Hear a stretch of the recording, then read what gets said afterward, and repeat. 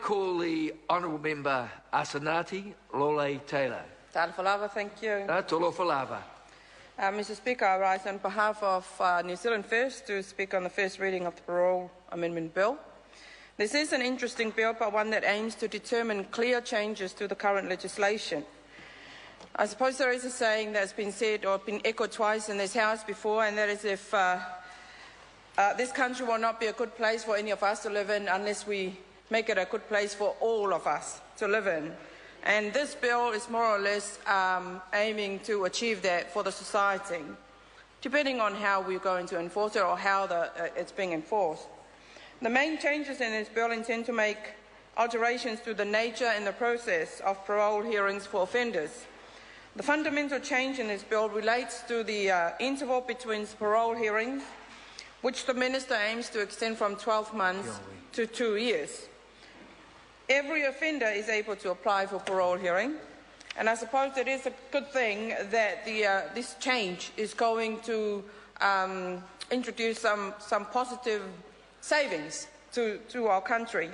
On the other hand, if an offender has been subjected to a postponement order, then he or she will have to convince the board, especially in one particular area, which is having to achieve significant changes and achieve those changes in eliminating risk milestones which have been highlighted from the previous hearings.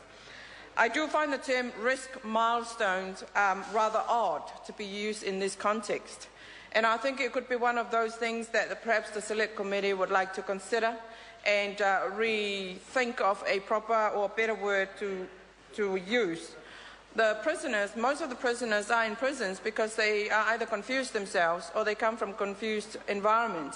And the last thing we need is to use a term that could easily be misinterpreted in the wrong way. The way it is written into this legislation at the moment can be viewed as achievements of risks associated with the offender, or a risk that the offender has been able to achieve, which is not exactly what it intends to do. Or milestone is the new extended definition of the word risk. So legislation should avoid creating loopholes that will raise flags or unnecessary barriers to its implementation. The postponement order must state the offender's next parole hearing, and this date must not exceed 5 years of the offender's most recent hearing. And this is actually stated in Part 1, Clause 12 of the bill. Postponement orders are within scope of this bill, and it is important that they are used and perceived as a tool to change risk, the so-called risk milestones. The main driving force behind this bill is to reduce the number of unnecessary parole hearings, and I suppose 5,000 parole hearings is quite a large number to be conducted or to be carried out. And that amounts to at least three hearings before release approval is granted. We see from the bill that currently a third of offenders are eligible for parole having at least 4 or more hearings. The Parole Amendment Bill requires the Parole Board to specifically outline when an offender would be next considered for parole.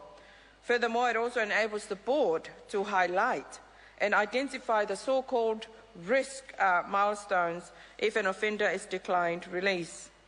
A risk milestone is currently being defined in Part 1, Clause 4 of the bill as milestone relating to the risk that the offender poses to the safety of the community.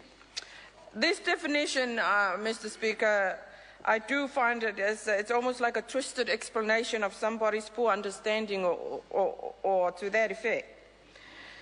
But a key element of reintegration via the parole process is recognition of criminal activity by an offender and proven change and effort to correct his or her life.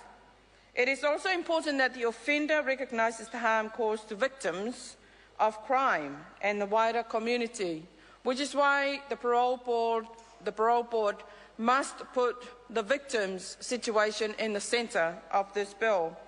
While the board may highlight and identify risk milestones, it is even more important that there is enough resources and support for the process of an offender taking reasonable steps to achieve their risk milestones.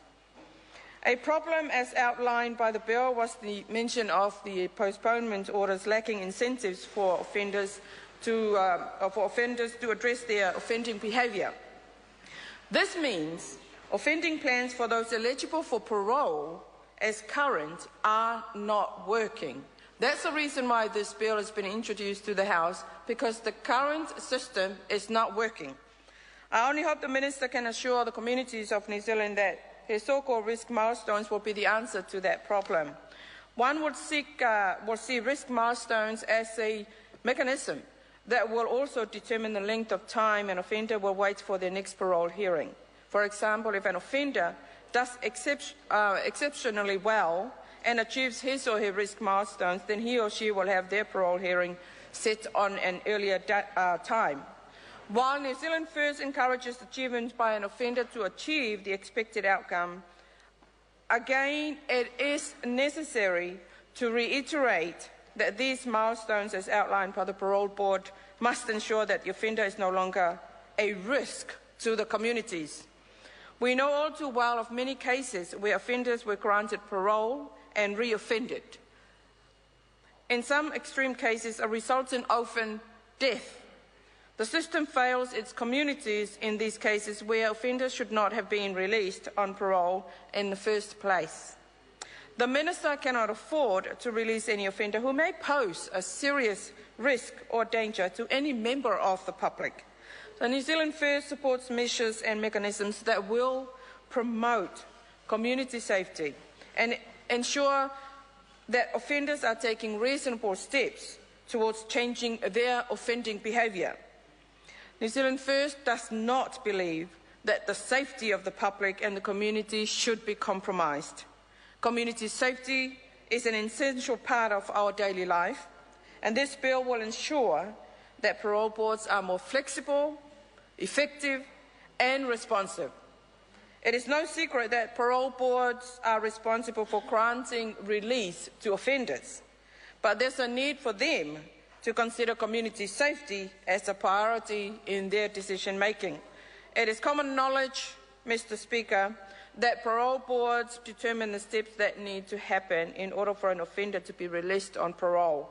In order for the board to diligently carry out their duty and responsibility, they will require legislative changes to improve the way they operate. So I was amazed when I was involved in the Department of Corrections that many of the prisoners were often being called to parole boards every 6 months. There's a lot of work that goes on when the parole boards have been conducted or being held. It's not just about having the prisoner being prepared, taking the right rehabilitation programs for them to address their offending behaviour, but it's also about the community and those who have to assess their behaviour and their achievements. That means that psychologists are often involved. And what I found while I was there is that there was a long list, there was always a long list of prisoners awaiting psychological assessment. I sincerely hope that this bill will activate the importance for offenders to be engaged in suitable and effective rehabilitative initiatives in order to achieve risk milestones. Reducing the number of unnecessary parole hearings but does not increase the length of time offenders spend in prison. That is a good thing, and it leads to savings. It gives the board greater flexibility and reduces the stress and trauma that often caused to the victims. This bill will provide offenders a reality check for them when it comes to rehabilitation or reintegration that they need to meet as part of the parole milestone requirement. It also gives a reality check to this government that our parole process is an integral part of rehabilitation, reintegration and reduction of reoffending, because there are too many falling through the crack of legislative loopholes. Mr. Speaker, I believe that this bill deserves to go to the Select Committee, and this is what an investment approach is all about, is what this bill is trying to achieve, and New Zealand First would like to support in its first reading. Thank you, Mr. Speaker. I call to advise the House that this is a split call, and